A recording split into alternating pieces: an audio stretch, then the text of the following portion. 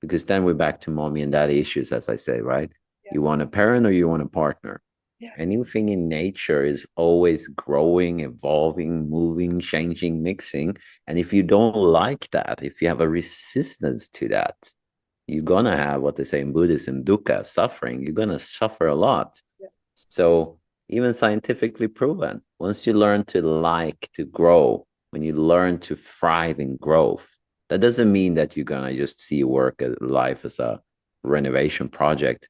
But once you start to see a relationship like that too, this doesn't mean I'm a bad person. This doesn't mean it's a bad relationship. Oh, look at them. They look so happy. They have everything. They have these and these things.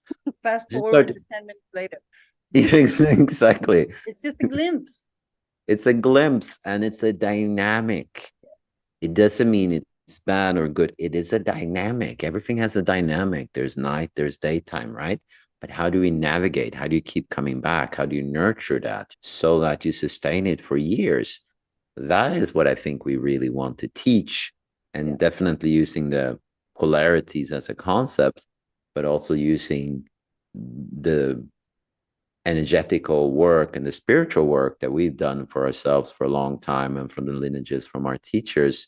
And how do you weave in that into a conscious relationship, right? Because looking at the world in general today, there's a lot of drama and there's a lot of unresolved trauma, Yeah. no pun intended, and to really see what is it that goes on in the nervous system and how does that relate to one another in a relationship, and how can we find a language and a model that helps us heal in the relationship, right? Yeah. Not just expecting that the other person's going to do everything for us, because then we're back to mommy and daddy issues, as I say, right?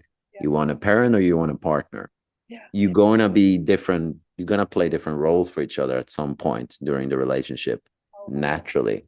mm. But knowing that comes from me and not being upset when the other person doesn't do it, that's a big game changer. I know that this is something I'm working through, and I can ask the other person to hold space in that capacity.